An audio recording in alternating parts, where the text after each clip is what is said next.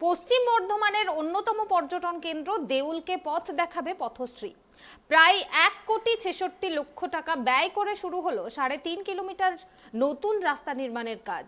কাঁকসার বিষ্ণুপুর থেকে অজয়পল্লী পর্যন্ত কাঁচা রাস্তা পাকা হতে চলেছে। সোমবার সকালে কাজের সূচনা করলেন রাজ্যের পঞ্চায়েত ও গ্রামান্বয়ন মন্ত্রী প্রদীপ মজুমদার এবং দক্ষিণবঙ্গ রাষ্ট্রীয় পরিবহন সংস্থার চেয়ারম্যান সুভাষ মণ্ডল। রাজা ইছাই ঘোষের দেউলকে ঘিরে গড়ে উঠেছে বন দপ্তরের পর্যটন কেন্দ্র। রয়েছে প্রায় 100 চিতল হরিণ ও কয়েকশো ময়ূর এবং নীলগাই। বন দপ্তরের রিসর্ট এবং ওয়াচ টাওয়ার গড়ে উঠেছে সেখানে।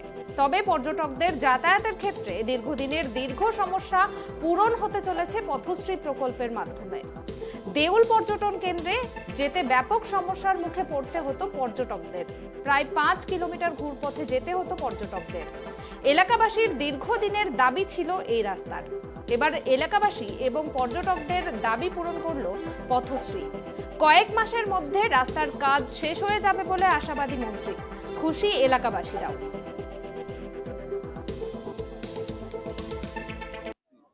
এই রাস্তা দীর্ঘদিনের আমাদের দাবি ছিল, কিন্তু সেটা হয়ে ওঠে নাই।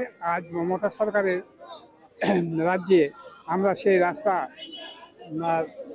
উদ্বোধন করার সুযোগ পেয়েছি এবং সেই রাস্তা দেউল মন্দির পর্যন্ত যাওয়ার জন্য অনেক কষ্ট মানুষকে যেতে হতো, কিন্তু আজ সেই রাস্তা হওয়াতে খুব সোজা হবে, যাতায়াতে সুবিধা হবে। আমাদের খুবই সুবিধা হবে। রাস্তা কাজ আজকে শুরু হচ্ছে, এর জন্য আমরা খুব খুশি। রাস্তা যাতায়াত করতে কোনো অসুবিধা হতো, এর জন্য পাকা রাস্তা হওয়ার জন্য অনেকটাই সুবিধা হবে আমাদের। পর্যটন কেন্দ্রও তো রয়েছে পাশে। হ্যাঁ, পর্যটন কেন্দ্র রয়েছে একটা, সেটা যাওয়া খুব সুবিধা হবে। এটা 1,66,00,000 টাকা এস্টিমেটেড কস্ট, আর এর 3.5 কিলোমিটার। এটা খুবই উপকারী হবে এখানের মানুষের জন্য, এবং যারা দেউলে যাবেন এই দিক থেকে, পুরো কাকসার এদিক থেকে যারা যাবেন তাদের জন্যও এটা খুব সহায়ক হবে। এবং জঙ্গলের ভেতর দিয়ে মনোরম পরিবেশে এরকম রাস্তা সত্যিই খুব ভালো। আর এই ধরনের আপনারা তো জানেন, মোট আমরা 12,060 কিলোমিটার, হয়তো আরো কম বেশি কিছু বাড়তেই পারে, কারণ অনেক জায়গা থেকে ছোট ছোট রাস্তার এখনো অনুরোধ আসছে।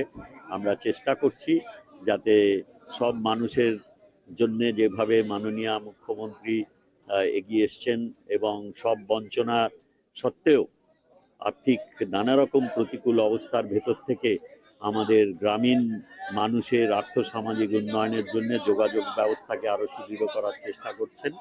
আমরা আশা করব সবার সহায়তায় এগুলো খুব সম্পূর্ণভাবে রূপায়িত হয়ে যাবে স্বচ্ছতার সঙ্গে এবং তাড়াতাড়ি।